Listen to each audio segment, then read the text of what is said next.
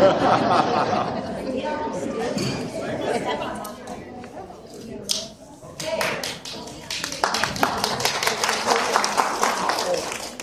like you to stay standing if you were also here for Radio Star.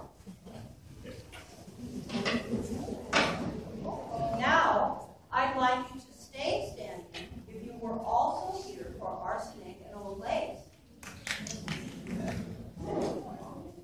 I'd like you to stay standing if you were here for Jungle Book. I would like you to stay standing if you were here for O. Henry. I would like you to stay standing if you were here for Ebenezer, the Christmas Carol Theater. And last but not least, if you were also here for the very first show, the Raven Town Musicians, stay standing. Is there anybody here who attended? Over here. Over here. All right.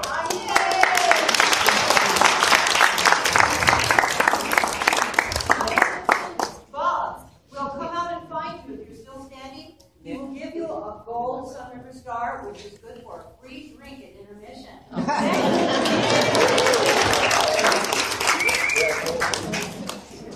We're very, very happy that we have started our dream and now it's our 7th show being able to present our Midsummer Dream, which is a little bit of my special dream because I have always wanted to have children from the Sun River, La Pine, Bend area in the show.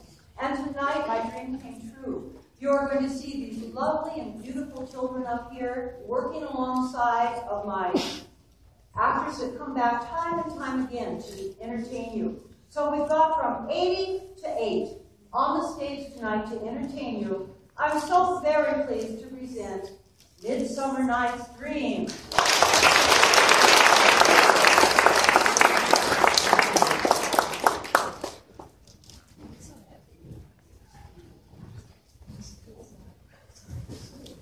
Good evening, lords and ladies. I bid you welcome to the newest and most daring version of my very old play, Midsummer Night's Dream. Perhaps you've heard of it. It's one of my best. But I trust you've never seen it or heard it quite like this. I dare say in the 400 years since I wrote it, neither have I. No, I don't mind. Take liberties, my Thespian friend, for a good theater is meant to evolve. So tonight, we will dim the lights and transport you all to a land of kings and queens, fairies and nymphs, music and madrigal, yet most of all, trickery and love. Yes, indeed, my play is a love story. But as you'll see, love can happen in the strangest ways, even on a midsummer's night.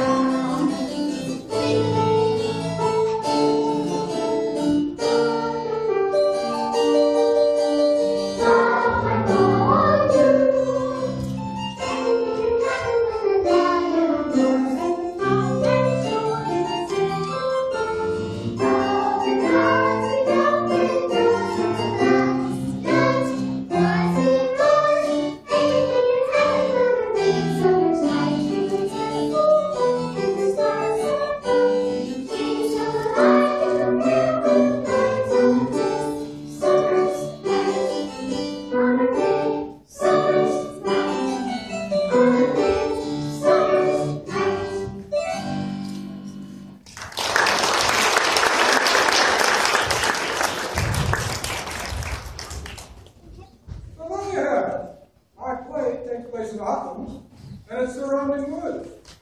The scene is Midsummer's Night Full of Love, both old and young.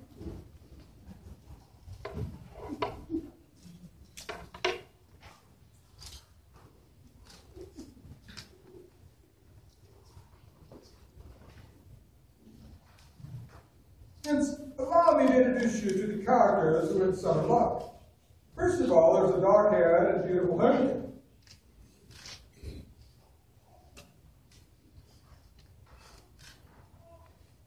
I do entreat you, grace, to pardon me. I know not by what power I am made bold, but I beseech you, grace, that I may know. The worst that may befall me if I refuse to wed Demetrius.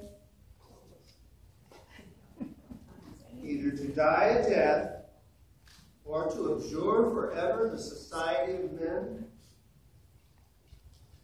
Therefore, fair Hermia, question your desires, know your youth, examine well your blood, whether you yield not to your father's choice, you can endure the livery of a nun. Well, that's Theseus, the Duke of Athens. Well, they go on for a while like this, but the bottom line is that in royal Greece, the girl's father is supposed to choose her husband for her. Hermia's father is that fellow over there, by the name of Aegis. Full of vexation come I, with a complaint against my child, my daughter Hermia. Stand forth, Demetrius. This man hath my consent to marry her. You see, Hermia's father wants her to marry that man, Demetrius. Relent, sweet Hermia. Lysander, yield thy praise title to my certain right. But Hermia doesn't love Demetrius. She loves that other one, Lysander. Dreamy poet. You have a father's love, Demetrius. Let me have Hermia. Scornful Lysander.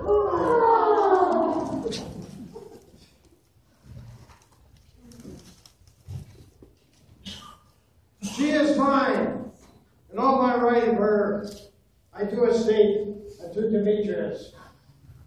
But Demetrius loves my friend Helena.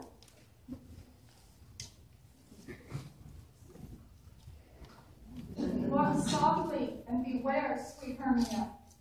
Advice best given from a wise person. And this is essentially true, for only a week earlier, Demetrius had sworn his love to Helen.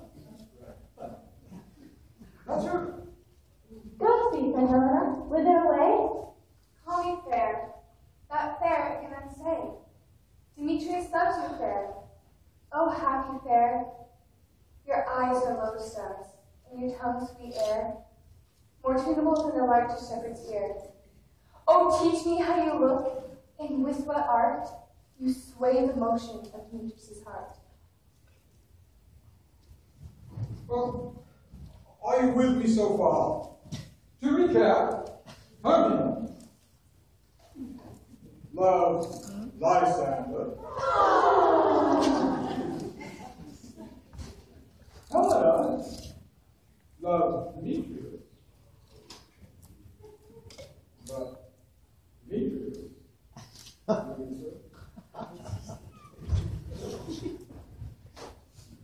loves Hermia this week.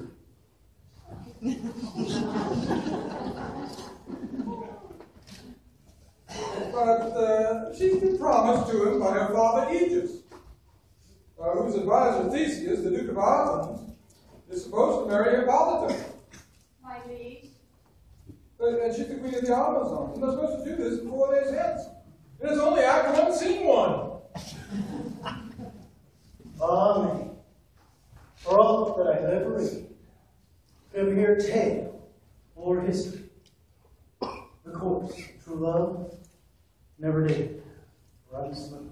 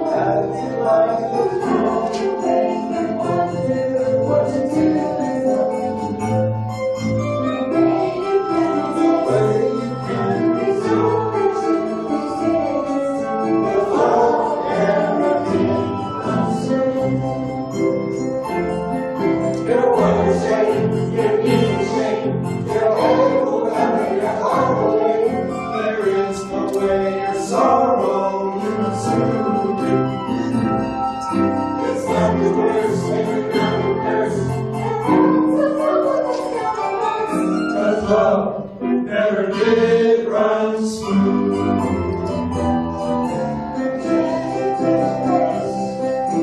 Love can be a mess.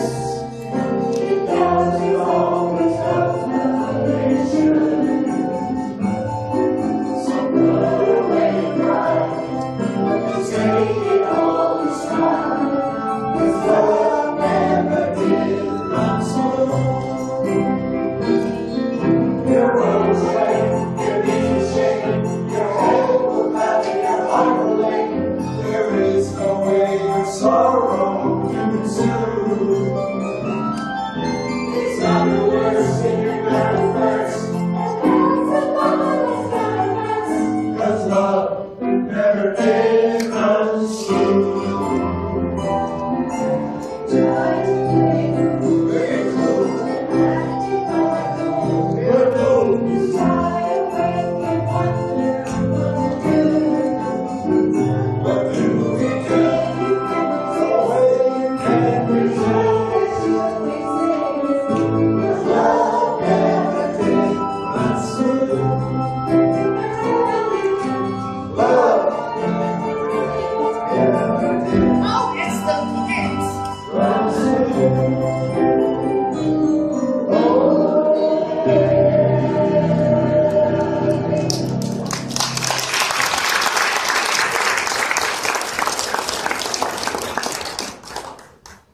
Oh, what to do, what to do. Hermia and Helena have a conversation where Hermia reveals to Helena the plan that she and Lysander planned. Oh, teach me how you look, and with what art you sway the motion of Demetrius' heart. I frown upon him, yet he loves me still. Oh, that your frown would teach my smile such skill. I give him curses, yet he gives me love. Oh, that my prayers can such affection move. The more I hate, the more he follows me. The more I love, the more he hated me. His folly, Helena, is no fault of mine. None but your beauty, without fault for mine. Take comfort, no one shall see my face. And myself will fly this place. And with this, Hermia reveals to Helena the secret plan that Lysander, all right, the secret plan that he and Hermia have cooked up, in which tonight they will flee from Athens, travel to an aunt's house, which is beyond the laws of Athens, and marry. Farewell, sweet Prince. Pray down for us, and good luck, grandmother, Demetrius.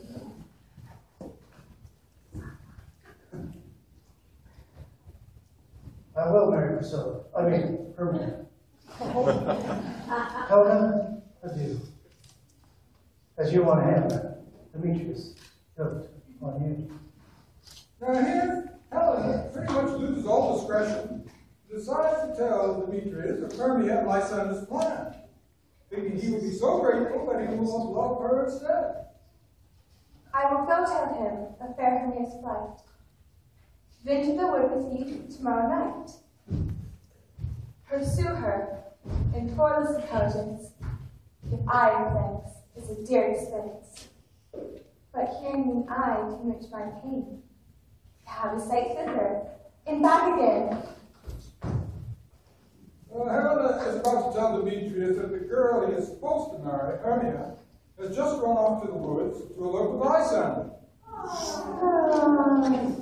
And Helena thinks that for some reason Demetrius will be so grateful, Helena has him on the block, that he will immediately forget about Hermia and fall in love with her. Young lovers in the audience tonight, take note. This sort of deal hardly ever works.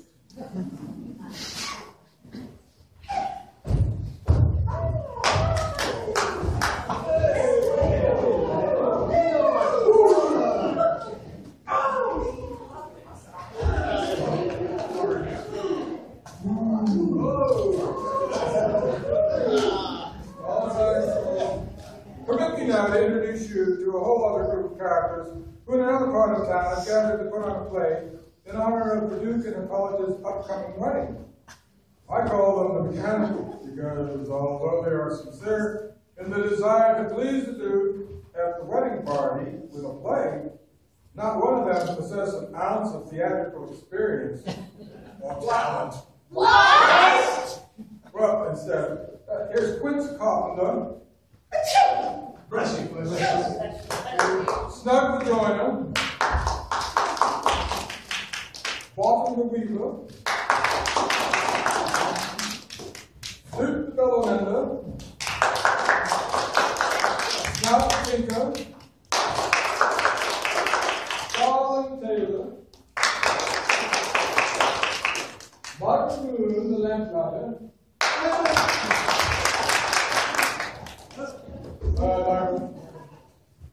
and we have Jimmy Trico of the garden.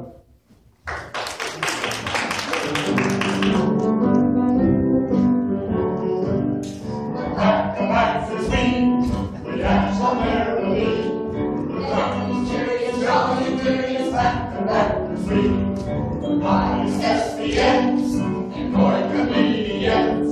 The various bold and various back to sweet. I master any game, perfect poison heart. Virtue and commerce, where I am a work of art.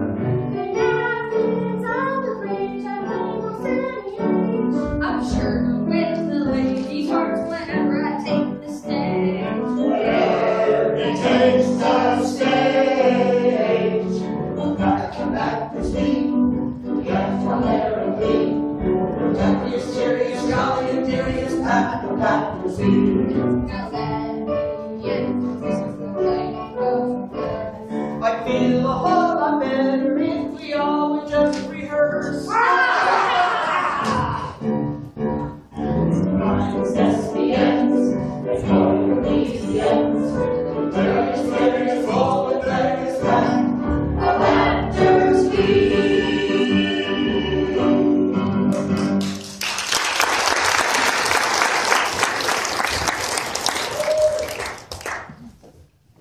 Is all our company here? Yes, Here. You should have called about man for man, the way the script calls for. Here is the scroll of every man's name thought fit in all of Athens to entertain the Duke and Duchess on his wedding day at night. Well, first, good Peter Quince, you should say what the play treats on. Then, call the actor's names, and so go to a point.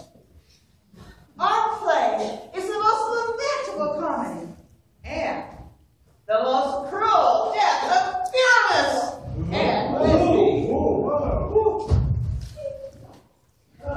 A good piece of work, I assure you. Now, good Peter Quince, call forth your actors by the scroll, and masters, spread yourselves. Answer as I call me. Nick Bottom, the weaver. Ready? Now, say what my role is, and then proceed. Nick Bottom, you are set down to play Pyramus. And what is Pyramus? A lover?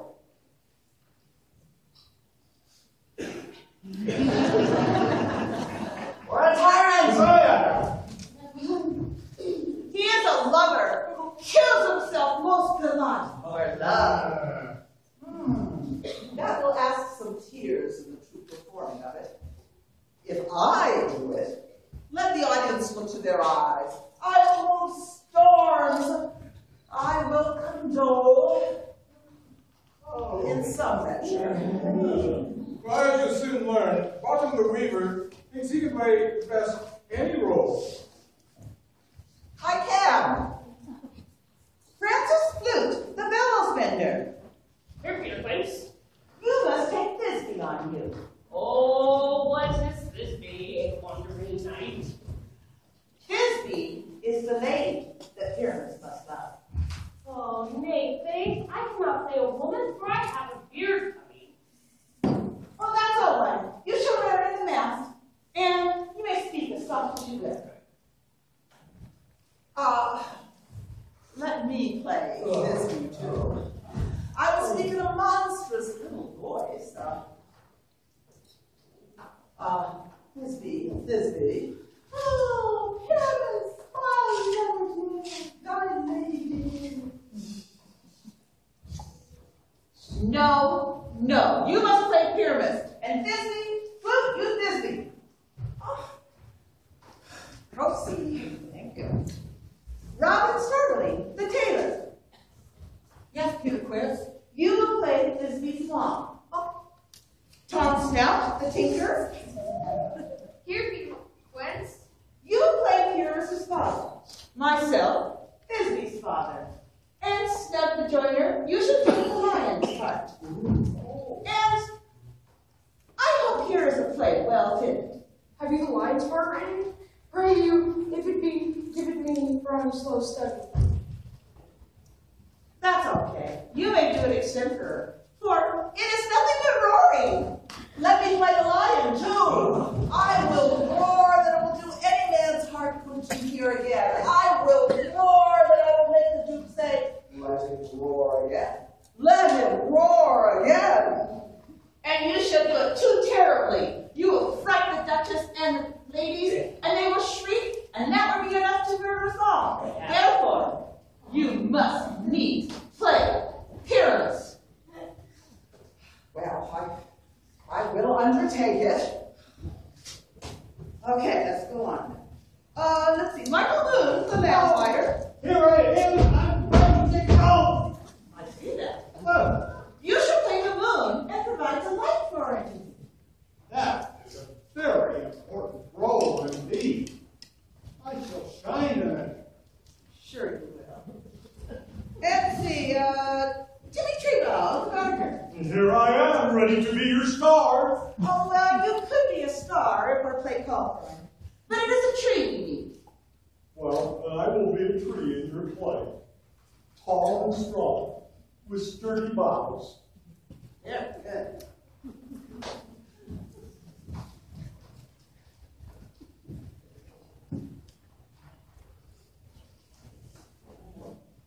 Well, at this point, Watson is supposed to mention about meeting in a palace in the wood. Meeting in a palace in the woods? Well, let's go. Oh. And we will meet and rehearse. Okay. And there we will act. At the palace woods we meet. There we will rehearse most obscenely and courageously. Take pains. Be perfect. I do. At the Duke's oak we meet. I pray thee, shall we not? Yes, we dance. I know you think we dance. Wearing his hair is gold and wearing his black.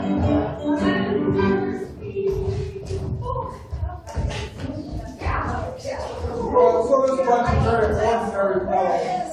Peter Quince. I think he went the opposite way.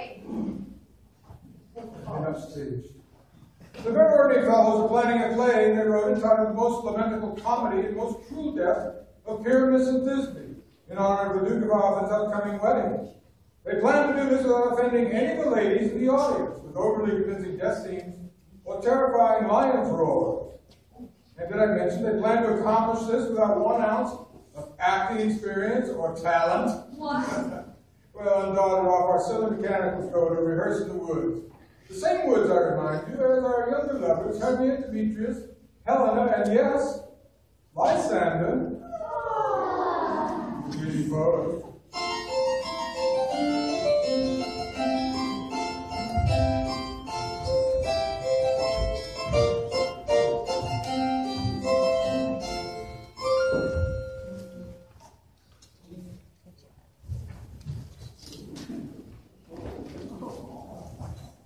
How now, spirits? Whither wander you? Over here, over there, through bush and brine, over path and over path. Through flood and through fire, and I serve the fairy queen to do her oaths upon the green. You take heed. The king doth keep his revels here tonight. Do not let the queen come in within his sight. He then resist his shape, and make me quite, or else you are that shrewd and knavish sprite, called Robin Goodfellow. Are you not he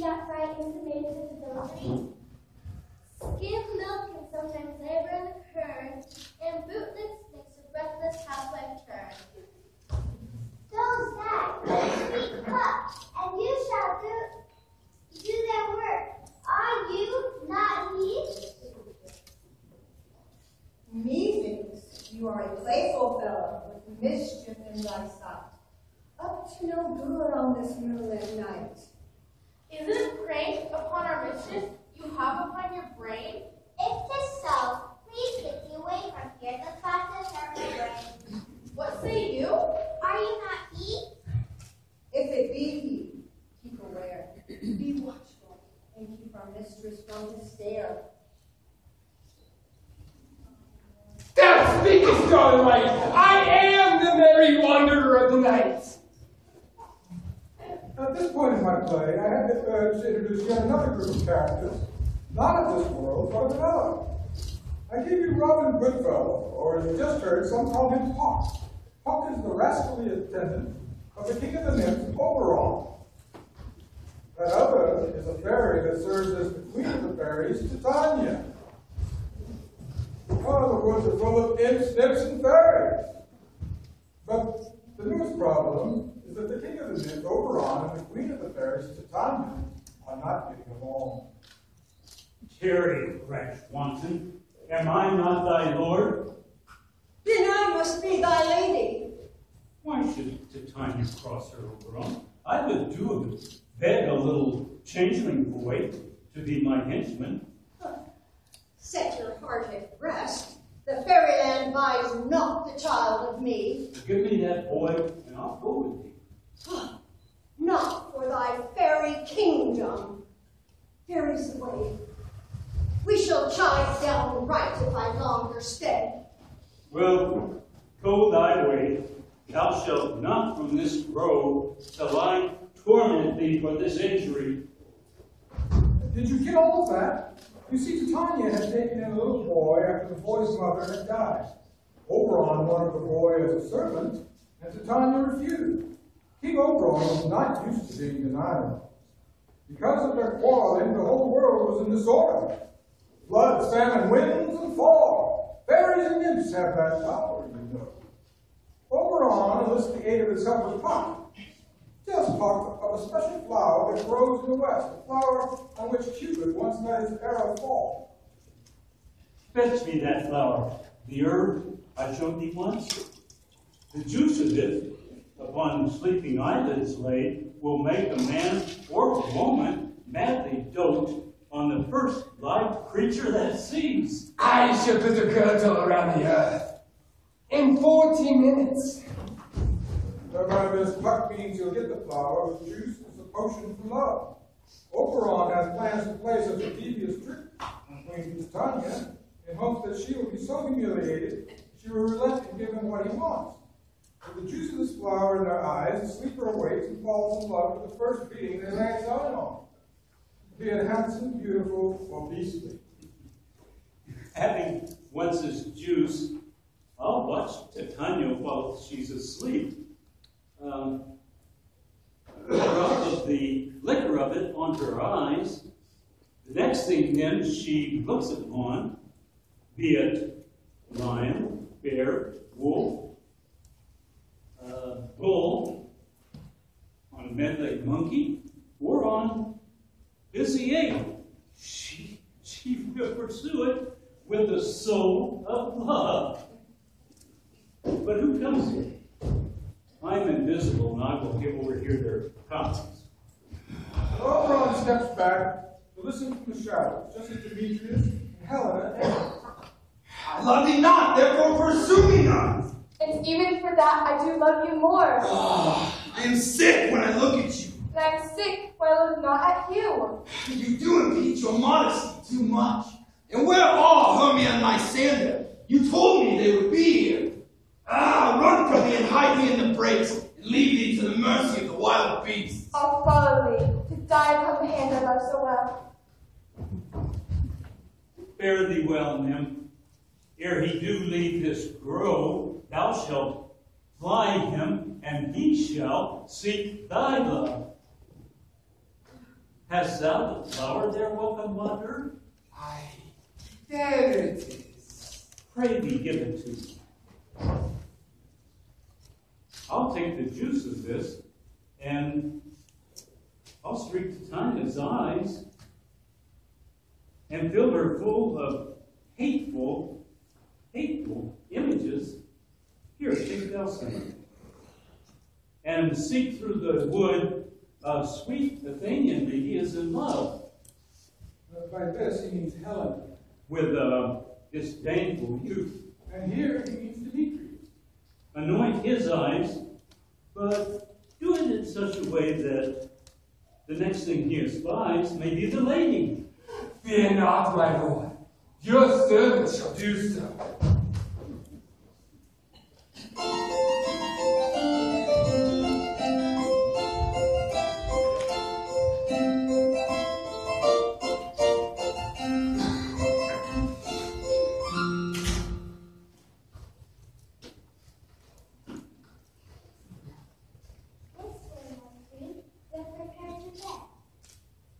You sleep on a flower's feet. We press her heel upon your feet, that you may slumber with sweet dreams.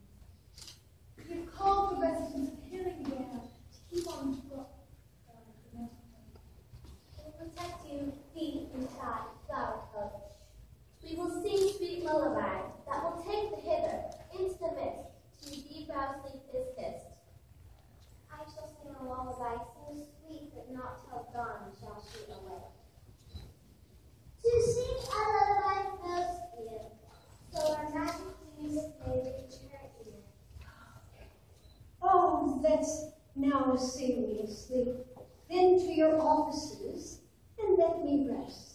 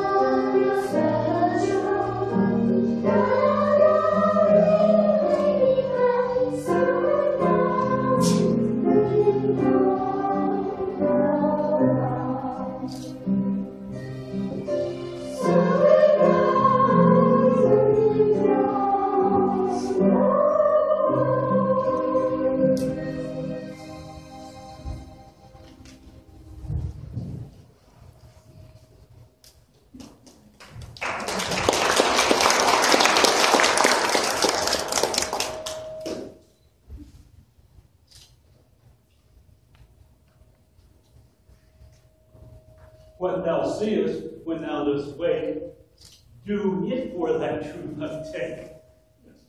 Did you see? They go on and squeeze the magic juice out of the titanium rocket. Whomever she sees when she awakens, she will fall in love with most madly. Here come Lysa.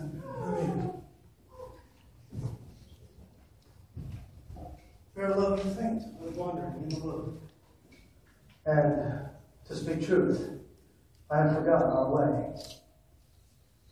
Let's rest us, Hermia, if you think it good, and tarry for the comfort of the day. Be it so, Lysander. Bind you a bed, for I upon the same rest my head. This turf shall serve as pillow for us both. Very good, Lysander.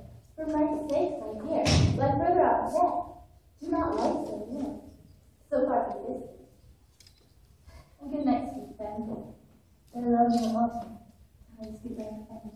Amen, amen. To that fair prayer, say I. And in my life, when I had my loyalty, Here's my bed. Sleep. Give thee all his rest. If half that wish, the wish of thy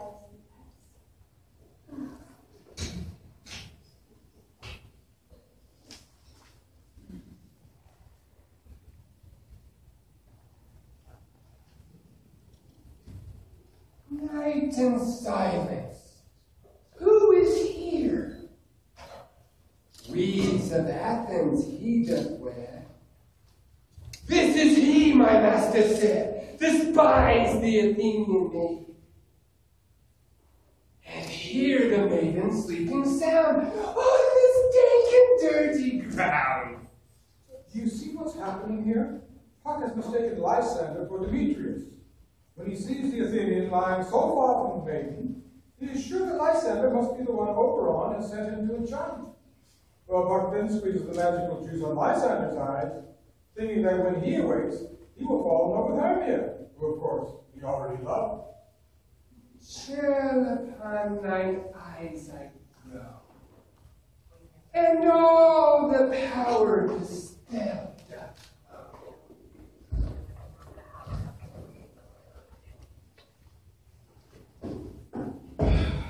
Stay, though thou kill me, sweet Demetrius. I charge thee, hence do not haunt me thus. Oh, will thou, darkling, leave me? Do not so. Stay on thy peril, I alone will go. What do I hear? Lysander? On the ground? Dead? Or asleep?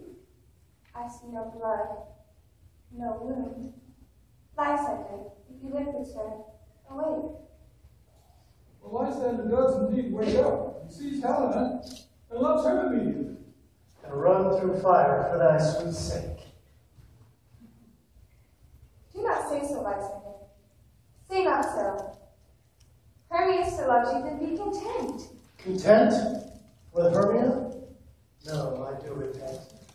The tedious moments I have heard spent. It's not Helena, it's not Hermia, but Helena I love. Who could trade a raven for a dove? Well, this is too much for Helena. She is certain that Lysander is making her out to be a fool. Wherefore was I to he mockery born? When at your hands did I deserve this scorn? Is it not enough? Is it not enough, young man, that I did ever, no, nor never deserve a sweet look from you to desire? We must plot my insufficiency. As you can see, Lysander is confused by Helena's anger, for because of the magic potion, he truly loves her. And in the meantime, drops Hermia like a sleeping log. She sees not Hermia. Hermia sleeps out of there. And never mayest thou come my sanctity. All my powers address her love and might, to honor Helena and be her knight. Now Hermia here wakes up, finds Lysander gone. Help me, Lysander! Help me! Do thy best, pluck this crawling serpent from my breast.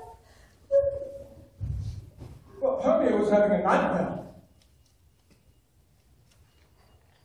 Lysander, what removed? Lysander, what out of hearing? Gone? No sound? No word? No? Then I welcome you, you are not high. Either death or you will find immediately. Well, indeed, anything can happen on a midsummer's night.